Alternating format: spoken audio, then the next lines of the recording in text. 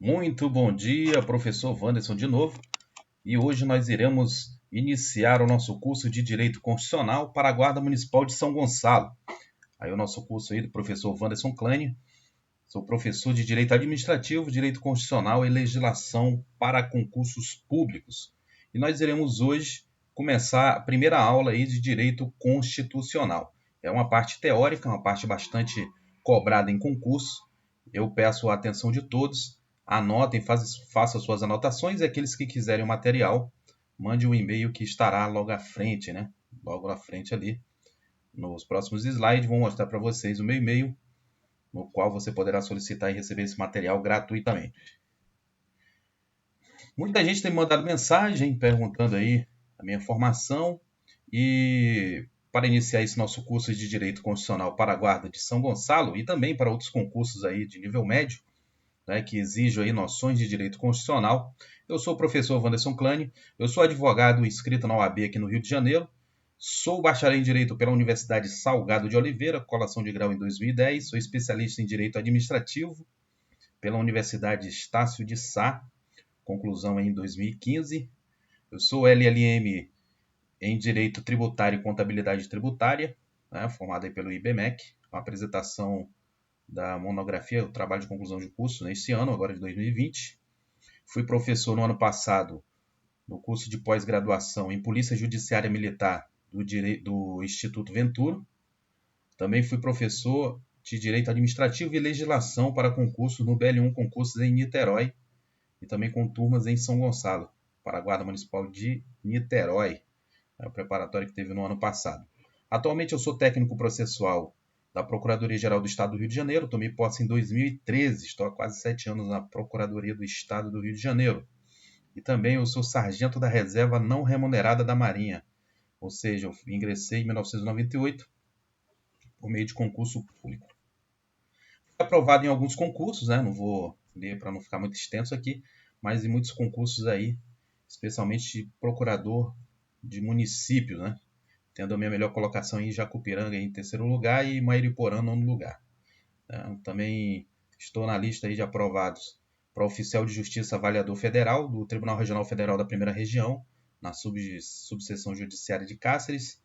Fiquei em 10º lugar aí no Acre para analista do Ministério Público da União. E também obtive aprovação, mas fiquei no cadastro de reserva para o Tribunal de Justiça do Amazonas, oficial de justiça. Fiquei 17º para assessor jurídico do Conselho Regional de Contabilidade no Amazonas.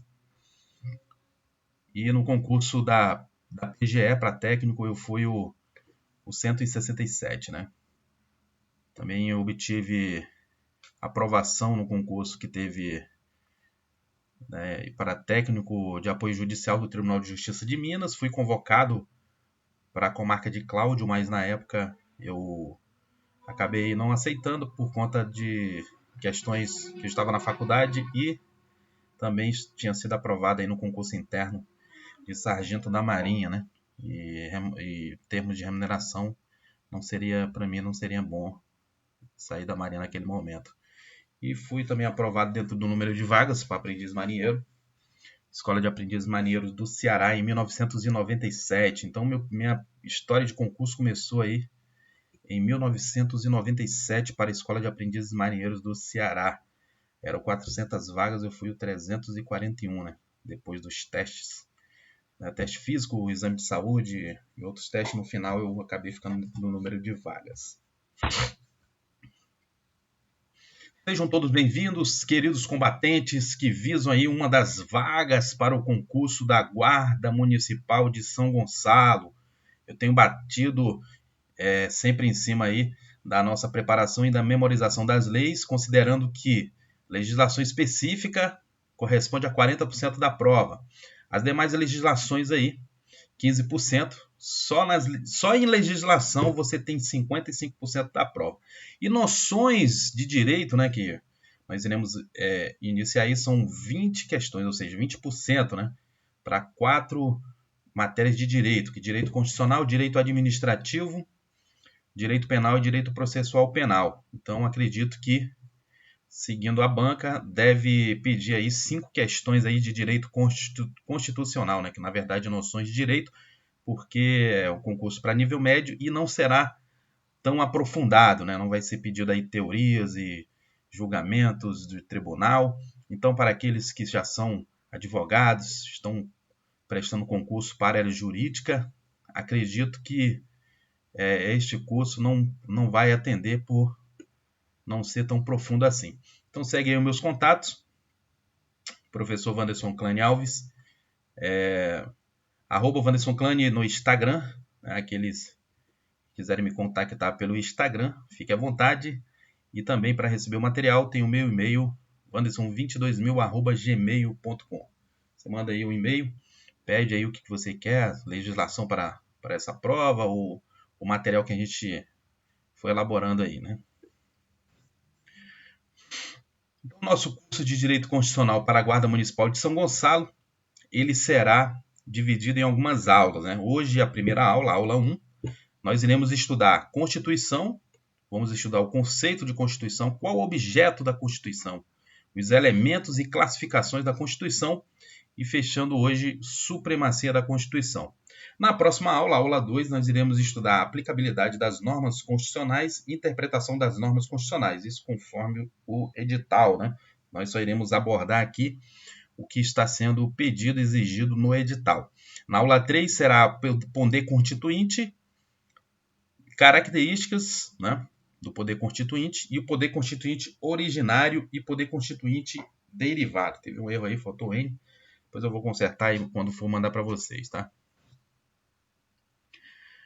Na aula 4 em diante já vai ser o estudo propriamente dito da Constituição Federal, quer dizer, vai ser o estudo da letra da Constituição, que é o que vai cair muito aí, muitas questões vão ser exigidas daí. Então, a partir da aula 4, nós iremos estudar a letra da Constituição Federal. E a aula 4 nós iremos estudar os princípios fundamentais, os direitos e garantias fundamentais, né? Do artigo 1º até o artigo 5º, que o artigo 5º é extenso, né? A aula 5 vai ser o estudo do Poder Legislativo, nós iremos aprender quem são os órgãos que fazem parte do Poder Legislativo, né? O que é o Poder Legislativo? Então, na aula 5 nós iremos aprender isso. Na aula 6 vamos aprender do Poder Executivo, quais são os órgãos e as esferas, né, da União, estados, municípios e Distrito Federal fazem parte do Poder Executivo, né? E na aula 7 nós iremos aprender Poder Judiciário, né? Quais são os órgãos, membros do Poder Judiciário, quem são eles, né? Nós iremos aprender aí na aula 7. Na aula 8, nós iremos aprender sobre as funções essenciais da Justiça. O que significa isso? O que são funções essenciais da Justiça? Quais são os órgãos que fazem parte? Quem são eles? Será que existe alguém aí que faz parte da função essencial da Justiça, né, que não esteja dentro de nenhum desses órgãos aí? Nós iremos aprender aí na aula 8. Aula 9, nós iremos estudar sobre a defesa do Estado e das instituições democráticas, né? Na aula 10 vai ser uma aula importantíssima, né, que a gente já começou a dar uma pincelada no SUSP e nós iremos bater firme aí sobre a segurança pública e a organização da segurança pública. A aula 11 nós iremos fazer um grande resumo da Constituição do Estado do Rio de Janeiro, nesse concurso aí de São Gonçalo, né, um concurso municipal, mas que vai exigir o conhecimento da Constituição do Estado do Rio de Janeiro. Tá? Então, nós iremos aí estar preparados para fazer essa prova aí com este estudo, com essa proposta que eu tenho passado para vocês. Sem mais delongas, vamos dar início à nossa aula 1. Primeiro nós precisamos saber o que significa, né, o direito constitucional. Muita gente aí nunca ouviu falar ou já ouviu falar e não sabe o que é, né? O que é direito constitucional? O que é Constituição, né? Muita gente não sabe, muita gente acha bonito. Constituição, né, significa, vem do verbo constituir, né? Quer dizer, criar alguma coisa, né? E a matéria, né, o ramo do direito que estuda a Constituição, né, é o direito constitucional. Então, o direito constitucional é uma matéria aí dentro do direito, né, que está no ramo do direito público, né? E o segundo professor José Afonso da Silva, né, ele classifica aí o direito constitucional como um direito público fundamental, né?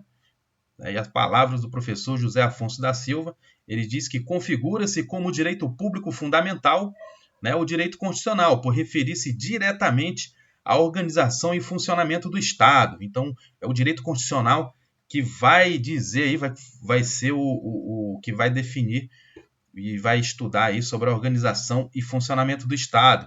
A articulação dos elementos primários do mesmo, quer dizer, os elementos primários do Estado também serão estudados aí dentro do âmbito do direito constitucional. E ao estabelecimento das bases da estrutura política. Então, tudo que tem a ver com organização, com o funcionamento, articulação dos elementos primários e estabelecimentos das bases da estrutura política do Estado, ela é estudada dentro do direito constitucional, né? Por ser, segundo o professor José Afonso da Silva, um direito público fundamental, é o que dá base, né? Então, nós aprendemos aí do que se trata o direito constitucional. E dando continuidade, a gente vai pegar o conceito de Constituição, importantíssimo vocês memorizarem aí, né? Fazer as suas anotações. Eu pego o conceito segundo o professor Guilherme Penha de Moraes, na sua obra aí, Curso de Direito Constitucional, do professor Guilherme Penha de Moraes, a 8ª edição, peguei esse conceito, e é um conceito muito importante, né? Eu acho muito objetivo, é um conceito que você, aprendendo, você vai poder responder qualquer questão que venha cair na sua prova, que venha exigir aí o conhecimento do conceito de Constituição, porque muitos doutrinadores, eles explicam de um modo bastante extenso, e eu achei muito interessante o conceito que foi apresentado pelo professor Guilherme Penha de Moraes, quando ele diz o seguinte, né? Conceito de Constituição, segundo o professor Guilherme Penha de Moraes, ele diz que a Constituição é conceituada como um sistema de normas jurídicas, né, produzidas no exercício do poder constituinte, né, dirigidas principalmente ao estabelecimento da forma de Estado, da forma de governo, do modo de aquisição e exercício do poder, da instituição e organização dos seus órgãos, dos limites de sua atuação, dos direitos fundamentais e respectivas garantias e remédios constitucionais e da ordem econômica social. Então é um conceito bastante abrangente, porque ele está, além de dizer que é um todo, ele diz que a Constituição ela se trata de todo um sistema de normas jurídicas que são produzidos no exercício do poder constituinte, representante do povo, né, que veio do poder constituinte derivado, né, ou melhor, do poder constituinte originário, foi criado para elaborar a nossa Constituição, a nossa Carta Magna, a nossa lei maior. Né? Então, um sistema de normas jurídicas produzido no exercício do poder constituinte, que ela é dirigida a quem? Né? Principalmente dirigida ao estabelecimento da forma de Estado. Ele vai dizer qual é a forma de Estado. Será se vai ser uma república? A forma de governo, né? Será se vai ser um governo presidencialista? Né? Então, ele vai dizer aí, a nossa Constituição Federal é que vai definir isso. E o conceito de Guilherme Penha de Moraes, ele é bastante feliz ao definir isso. E do modo de aquisição e exercício do poder. Como é que se adquire o poder? Como é que se exerce o poder? No caso, o poder legislativo, executivo, judiciário. Né? Então, como eles vão se estabelecer? Como é que a pessoa faz para ser o chefe da nação, o chefe do poder executivo, né? Como ele pode ingressar em um dos poderes? Então, a Constituição ela vai definir isso, né? E a instituição e organização de seus órgãos, quer dizer, todos os órgãos do Estado, ele vai ser definido, instituído e organizado segundo a Constituição. Né? E também a Constituição ela vai impor limites para a sua atuação. Quer dizer, mesmo sendo um poder da República, ela não vai agir de modo ilimitado. A Constituição Federal ela vai estabelecer limites para que os órgãos, né, do poder previsto aí no poder da República, eles têm um limite de sua atuação. E nisso ele vai estabelecer direitos fundamentais, né, para os cidadãos, e assim também como garantias e remédios constitucionais. Quando um de seus direitos fundamentais, um dos princípios fundamentais que são protegidos pela Constituição, eles venham ser desrespeitados pelo próprio poder ou por algum de seus órgãos. Então, quando houver qualquer violação, um direito fundamental, direitos humanos, enfim, todas as proteções previstas na Constituição, também será a Constituição Federal que vai estabelecer e definir as garantias e remédios constitucionais. A gente vai aprender no estudo mais à frente, quando estivermos estudando sobre os direitos fundamentais, dentro do artigo 5º. Né? Então, os remédios constitucionais, quais são essas garantias constitucionais? A gente vai estudar mais à frente. Então é importante esse conceito que vai definir isso. E também ele vai além e diz que a Constituição Federal, esse sistema de norma jurídica, né, que é produzido no exercício do poder constituinte, também estabelece a ordem econômica e social. Muito interessante esse conceito. Então memoriza esse conceito, porque se cair na sua prova, perguntando aí se a Constituição Federal ela foi produzida, né, para estabelecer a ordem econômica e social. De acordo com esse conceito, também foi, né? Dos objetivos, aí, um dos conceitos constitucionais, também para a ordem econômica e social. Bastante interessante e para a sua memorização é muito importante para a sua prova. Uma questão, acredito que seja exigida aí de 1 a 2 questões dentro da parte teórica que nós estamos estudando aí nesse curso. Importante também a gente ter em mente, né, e aprender, né, aqui, não de um modo tão aprofundado, mas de um modo que é cobrado nas provas de concursos, né, principalmente concursos de nível médio, e não será diferente para o concurso da Guarda Municipal de São Gonçalo. É preciso a gente também ter o conhecimento dos conceitos da Constituição em diversos sentidos. E o primeiro sentido que nós iremos aprender agora é a Constituição em sentido sociológico. Que conceito é esse? O que é Constituição em sentido sociológico? Esse conceito de Constituição em sentido sociológico, ele foi elaborado por Ferdinand Lassalle, que ele diz que a Constituição seria o complexo de fatores reais de poder. Que quer dizer, ele diz que é o conjunto de forças de índole política, econômica e religiosa que condiciona o ordenamento jurídico de uma determinada sociedade. Para Ferdinand Lassalle, a Constituição é uma mera folha de papel. Quer dizer, para ele, o que está escrito não tem tanta validade assim. Então, o que importa é o modo social, é como os fatores reais da sociedade elas vão se impor e vão estar diante de todo o acontecimento que vai condicionar aí o ordenamento jurídico. Então, para Ferdinand Lassalle, o que você precisa saber e precisa memorizar para acertar questões em concurso é que o sentido sociológico, o conceito de Constituição em sentido sociológico, foi elaborado por Ferdinand Lassalle e que para Ferdinand Lassalle, o complexo de fatores reais de poder, o conjunto de forças, o conjunto sociológico é o que importa, porque é ele que vai condicionar o ordenamento jurídico de uma determinada sociedade e que para Ferdinand Lassalle, a Constituição é uma mera folha de papel, ou seja, a Constituição não tem tanta validade se não houver esses fatores reais de poder. Então, o que você precisa memorizar para acertar na sua prova é exatamente isso, porque muitas questões de concurso, elas exigem quem é o autor desse conceito de Constituição em sentido sociológico. Então, o que você precisa associar a sentido sociológico é Ferdinand Lassalle e Ferdinand Lassalle, fatores reais de poder e o que condiciona determinada sociedade, o que condiciona o ordenamento jurídico de determinada sociedade com as forças de índole política, econômica e religiosa é o conceito em sentido sociológico e a Constituição é uma mera folha de papel, segundo Ferdinand Lassalle. Daí a gente passa para o segundo conceito, que é bastante importante aí, o conceito de Constituição em sentido político, né? Esse conceito que você precisa associar ao sentido político, e que esse conceito foi elaborado por Carl Schmitt.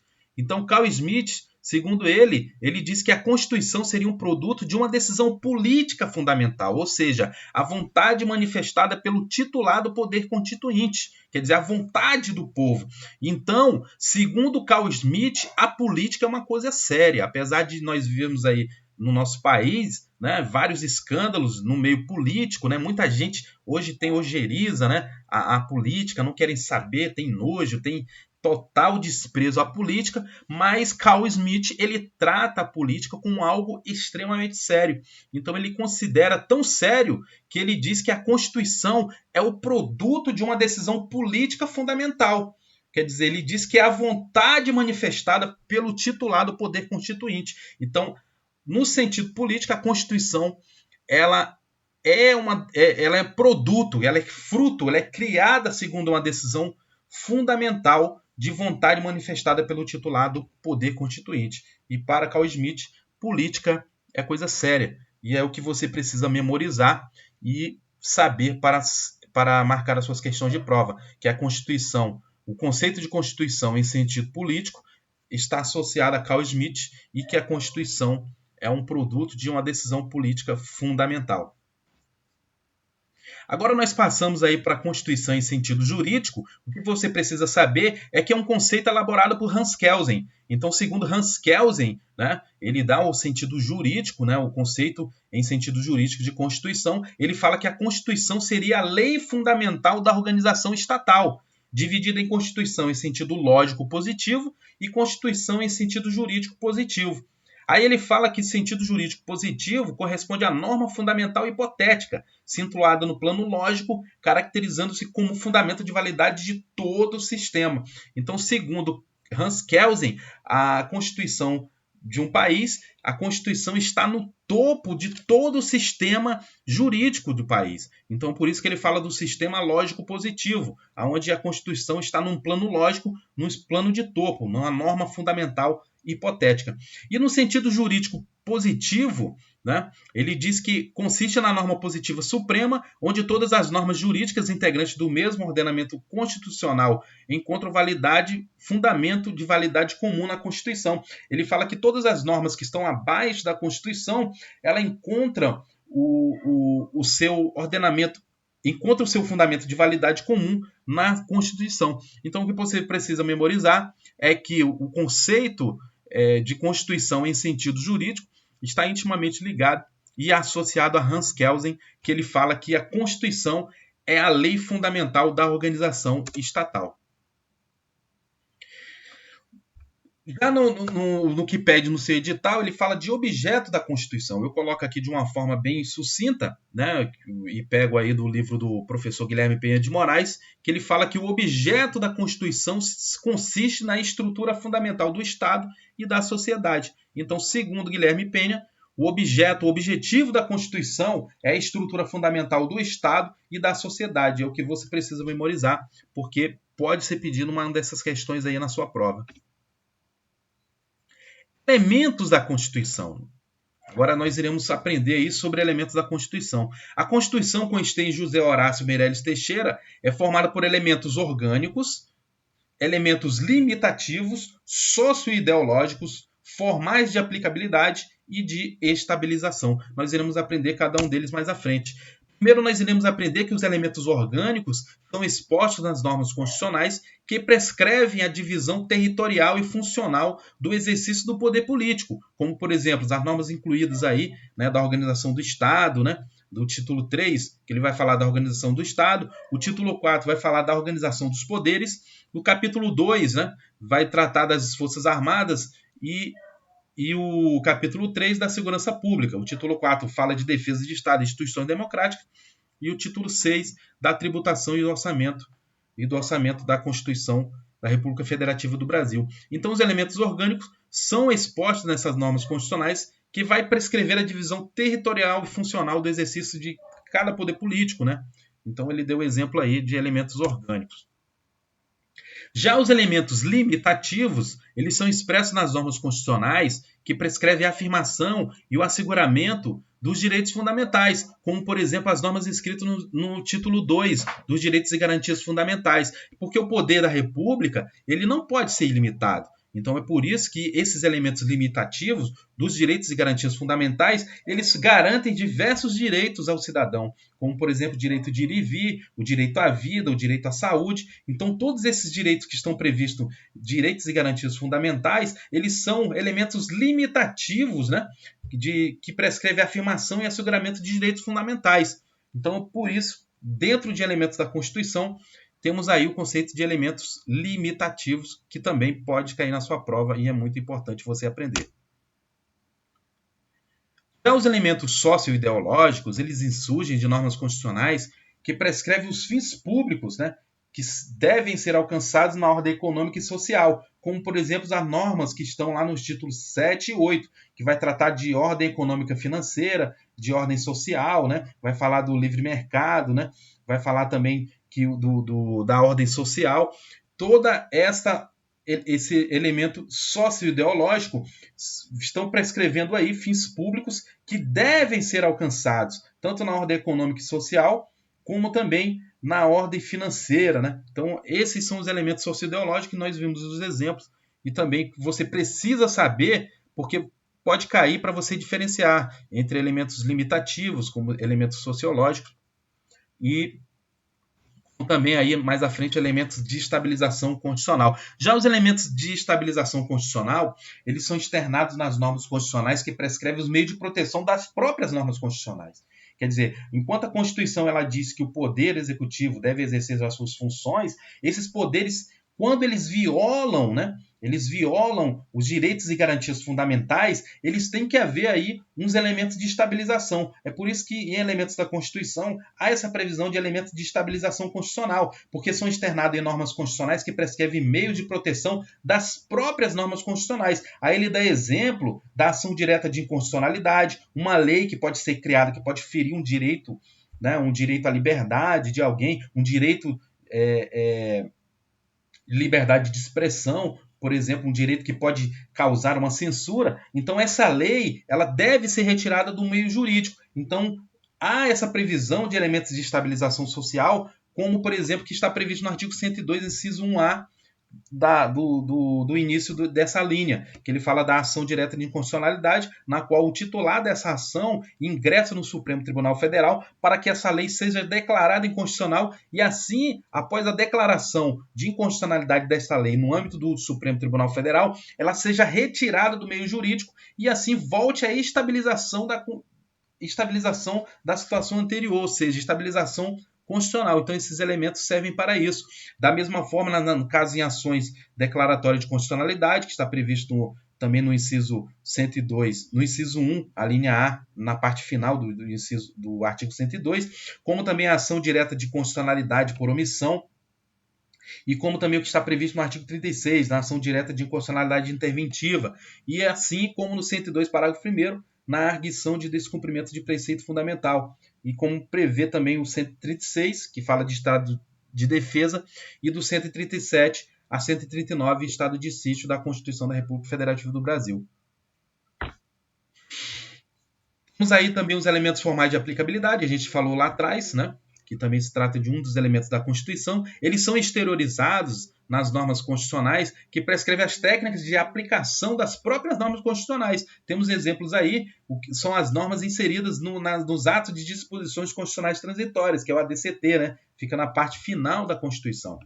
Outro ponto que eu queria deixar frisado aqui, para que vocês saibam, que o preâmbulo, que é aquela parte inicial que está no topo inicial da Constituição, segundo o Supremo Tribunal Federal, ele não possui valor normativo, ou seja, ele não é dotado de nenhuma relevância jurídica. Ele apenas possui ali uma proclamação ou exortação no sentido de princípios inscritos na Carta Magna. Então, o que está no preâmbulo, como, por exemplo, sob a proteção de Deus, nós, né, membros do Congresso Nacional, nos reunimos e tal, sob a proteção de Deus, ela não tem nenhuma força normativa, não tem nenhuma força de lei e nenhuma Constituição estadual ou nenhuma lei orgânica dos municípios devem seguir o que está no preâmbulo. Ali é apenas uma mera exortação e, segundo o Supremo, não tem força normativa e não tem relevância jurídica nenhuma.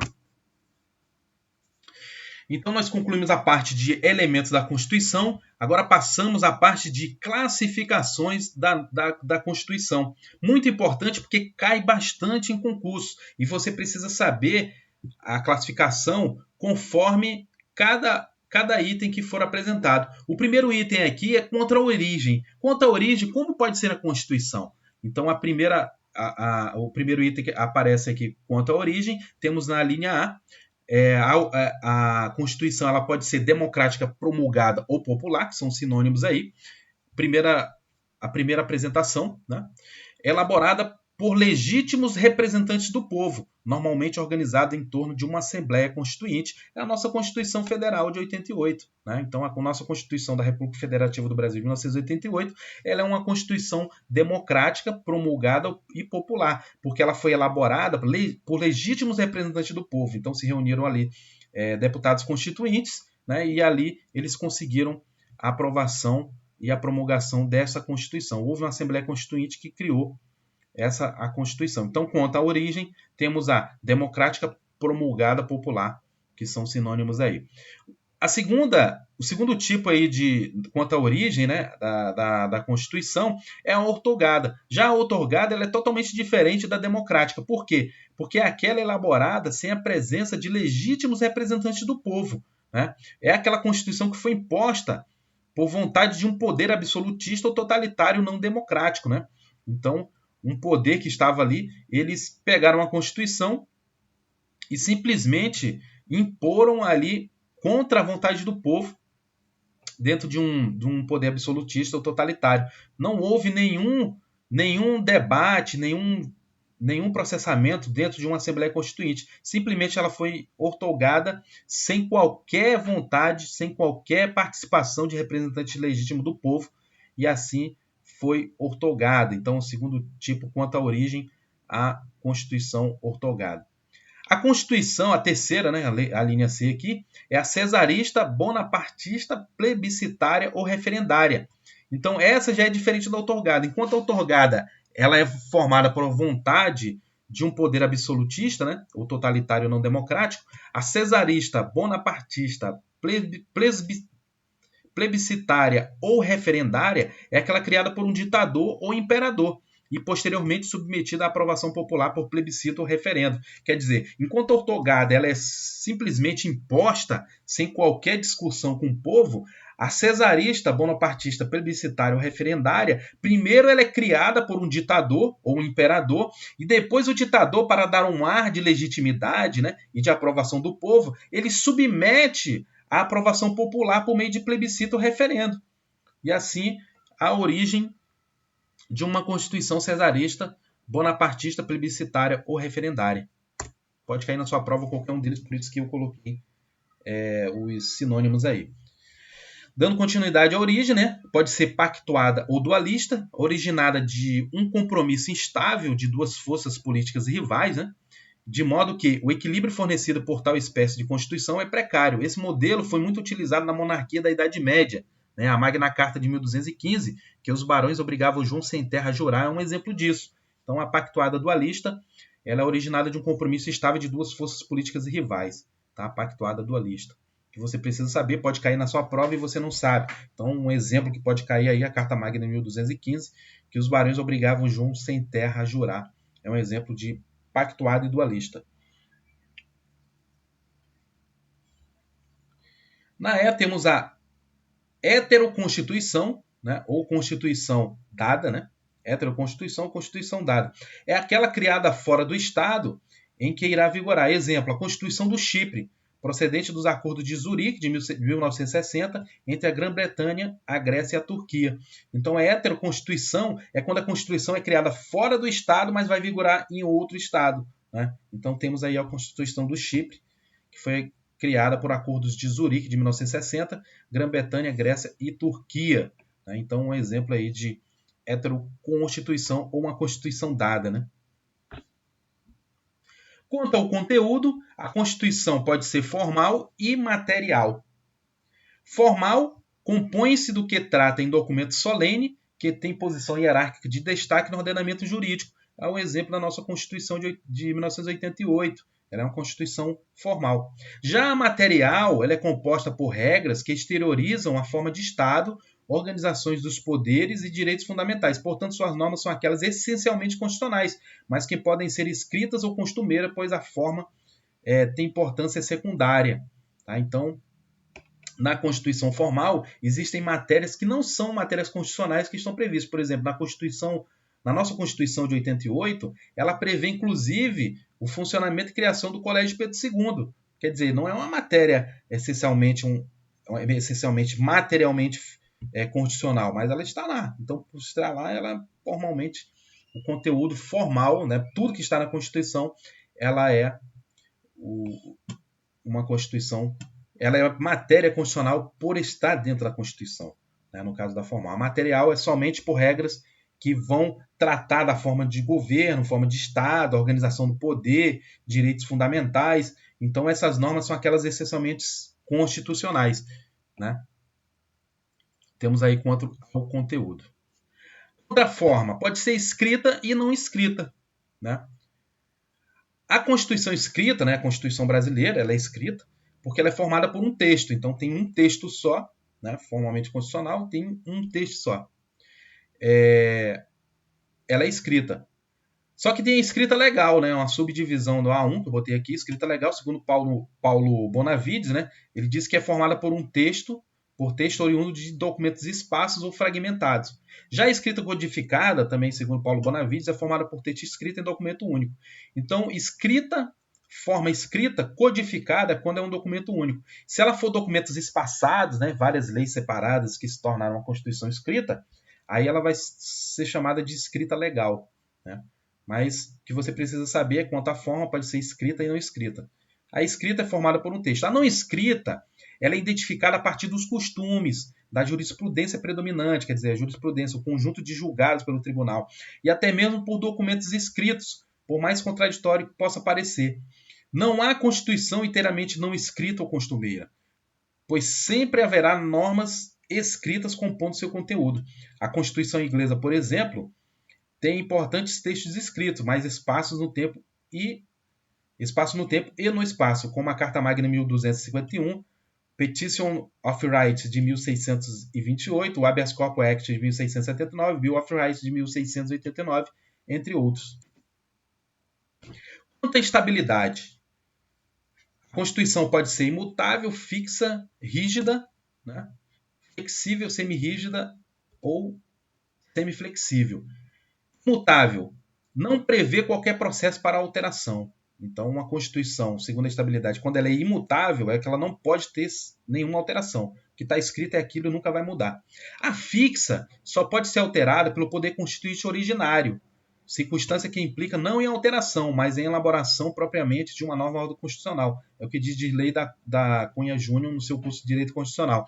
Então, na verdade, a fixa ela só pode ser alterada por poder constituinte originário. Mas, para que o poder constituinte originário ele venha a ser acionado, tem que haver uma vontade popular e tem que ser criada uma nova Assembleia Constituinte. Então, quando uma nova Assembleia Constituinte ela é criada para debater e criar um novo, né, uma elaboração de uma nova ordem constitucional, aquela Constituição anterior ela deixa de existir. Então, o que vai valer é a nova Constituição que será elaborada, como exemplo da Constituição de 88. Houve uma Assembleia Constituinte, existiam constituições antes de 1988, né, porque na época da ditadura militar, né, do governo militar, surgiu ali o AI-5, né, a Constituição de 69, né, Emenda 1 de 69 e muitas outras aí, de 34. Então, houve outras constituições anteriores. Mas quando foi acionado o poder constituinte originário, na verdade, houve uma nova elaboração e houve uma nova ordem constitucional. Então, o que diz aqui é que essa Constituição fixa só pode ser alterada pelo poder constituinte originário, que na verdade não vai ser uma alteração, mas uma elaboração de uma nova Constituição. Já a rígida, né, a nossa Constituição aqui também pode ser enquadrada, né, é aquela em que o processo para alteração de qualquer de suas normas é mais difícil do que utilizado para criar leis. Né? Então, criar lei é votado no Congresso, no Senado, uma votação, depois vai para a sanção do presidente, por exemplo. Isso é no processo legislativo. Já a emenda à Constituição tem que ser votada em 2 turnos na Câmara dos Deputados, depois vai para o Senado, votado mais 2 turnos, e tem que ser a maioria absoluta. Então tem todo um regramento mais rígido, mais difícil, porque se não tivesse esse regramento tão difícil, ele seria, a Constituição nossa já estaria toda igual uma concha de retalho, já estava cheia, repleta de alterações. Mas o que acontece? Mesmo tendo esse processo mais difícil, mais rígido, nós hoje temos diversas emendas constitucionais. Né? Então, ela por ser rígida, ela tendo um processo mais difícil, não significa que ela não terá nenhuma alteração.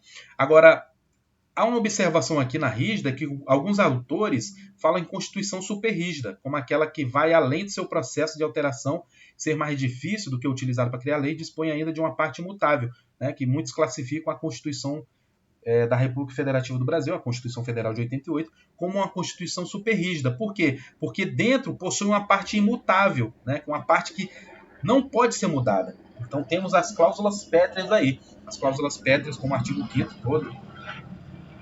Estou passando um avião agora aqui, um helicóptero. Né? Então, uma parte imutável é as cláusulas pétreas. Então ela é considerada superrígida. Se cair na sua prova, você já vai saber diferenciar. a superrígida. Por que é chamada superrígida? Flexível é aquela em que o processo para sua alteração é igual utilizado para criar leis. Isso aqui já é flexível, difícil ter países que tenha uma constituição tão flexível assim. Semirrígida ou semiflexível é aquela dotada de parte rígida, em que somente pode ser alterada por processo mais difícil que o utilizado para criar leis, e a parte flexível, em que pode ser alterada pelo mesmo processo utilizado para criar leis. Quanto à extensão, pode ser sintética ou pode ser analítica ou prolixa. A sintética é a Constituição que regulamenta apenas os princípios básicos de um Estado. A analítica ou prolixa é a Constituição que vai além dos princípios básicos, detalhando também outros assuntos. Tá? Então, é quanto à extensão. Quanto à finalidade, pode ser garantia ou dirigente. Garantia contém proteção especial às liberdades públicas. Dirigente confere atenção especial à implementação de programas pelo Estado. Quanto ao modo de elaboração, a Constituição pode ser dogmática, que é sistematizada a partir de ideias fundamentais, ou histórica. A histórica diz que é a elaboração lenta, pois se materializa a partir dos costumes que se modificam ao longo do tempo. Quanto à ideologia, né? Pode ser ortodoxa, forjada sob a ótica de somente uma ideologia, ou pode ser eclética, que pode ser fundada em valores plurais. A nossa Constituição aqui ela é eclética. Agora vamos ver quanto ao valor, né? Ou na ontologia, né? Quanto à ontologia, segundo Carl Alois Weisstein, né? Temos aí normativa, né? Normativa nominal e semântica. Normativa é adotada de valor jurídico legítimo. Nominal, sem valor jurídico, com papel eminentemente social. E a semântica tem importância jurídica, mas não valoração legítima, pois é criada apenas para justificar o exercício de um poder não democrático. São meros simulacros de Constituição. Máximas quanto às classificações da Constituição. Muito importante você memorizar isso. Eu deixei anotado aqui para vocês não esquecerem e que pode ser pedido em prova. Toda Constituição rígida ela é escrita, pois não há rigidez em uma Constituição não escrita ou costumeira. Outra observação também. Toda Constituição costumeira é ao menos conceitualmente flexível, pois seus processos de alteração não se diferenciam do que se utiliza para a alteração de qualquer outra norma que discipline o convívio social. Nem toda a Constituição escrita é rígida, pois a Constituição formada por um texto pode ser imutável, fixa, rígida, flexível ou semiflexível. Uma Constituição pode ser partes rígidas e partes flexíveis. Nesse contexto, nesse caso, será denominada de semirrígida ou semiflexível. Aqui eu coloquei a classificação da Constituição da República Federativa do Brasil, de 88, porque em muitos concursos pode ser pedido. Então, ele pode dizer quanto à forma, né? Então, como pode ser a nossa Constituição? Né? Então, aí temos aí que a nossa Constituição Federal ela é democrática ou promulgada popular, porque ela é elaborada por legítimos representantes do povo. Ela é formal, porque ela tem um documento solene. Ela é escrita ou instrumental, porque é um texto único. Rígida ou superrígida, né? Segundo o doutrinador que vai falar isso. Ele diz que seu processo de alteração, rígida ou superrígida, ele é mais difícil do que utilizado para criar leis. Superrígida, além de seu processo ser mais difícil do que utilizado para criar leis, ela tem uma parte imutável, uma parte que não pode ser mudada, que são as cláusulas pétreas. A nossa Constituição também é analítica, né? Ela vai além dos princípios básicos, trazendo detalhamento também de outros assuntos. Nossa Constituição também é dirigente, porque confere atenção especial à implementação de programas pelo Estado. Nossa Constituição também é dogmática, porque é sistematizada a partir de ideias fundamentais. É eclética, porque é fundada em valores plurais. E normativa, porque tem valor jurídico legítimo, não apenas social. Assim, a gente já parte para o fim da aula 1, quando a gente vai falar da supremacia da Constituição. Segundo o escalamento normativo proposto por Hans Kelsen, a Constituição ela ocupa o ápice do ordenamento jurídico, servindo de fundamento de validade para a produção normativa subsequente. Isso significa que todas as normas constitucionais ela possuem uma forma destacada apta a condicionar validades das demais normas infraconstitucionais, como consequência dessa estrutura hierarquizada. Ela fala em supremacia das normas constitucionais em face das demais leis do ordenamento jurídico. A partir disso, pode-se afirmar que em um sistema jurídico dotado de supremacia constitucional, todas as normas constitucionais, independentemente de seu conteúdo, são equivalentes em termos de hierarquia e dotada de supremacia formal em relação às demais normas infraconstitucionais. E aí eu coloquei a pirâmide de Kelsen, né, que eu acabei pegando da internet para mostrar para vocês aqui, que demonstra exatamente que a gente fala da supremacia da Constituição. A Constituição Federal ela está no topo e as demais normas, né, buscam a sua validade na Constituição. Aí abaixo temos as emendas constitucionais, os tratados internacionais sobre direitos humanos, temos as leis complementares, leis ordinárias, leis delegadas, os decretos legislativos, as resoluções, as medidas provisórias. Né? Mais abaixo, os decretos regulares, portarias e normas individuais. E assim nós encerramos a aula 1. Agradeço a todos que ficaram aí até o final. Tentei ser bastante breve, de modo sucinto, para que o que importa, né, a gente aprender para essa prova são esses conceitos básicos aí, teóricos, e o que será exigido para a prova de vocês. Memorizem, continuem os estudos e agradeço a quem ficou até o final. Aquele que não é inscrito no canal, siga a gente aí, tá? Se inscreva no canal, dê aquele like e compartilhe com seus amigos. Agradeço a todos e tenham um bom dia, boa tarde ou boa noite, dependendo do horário que você assistiu o nosso vídeo. Um forte abraço e até a próxima, né? Próxima aula 2.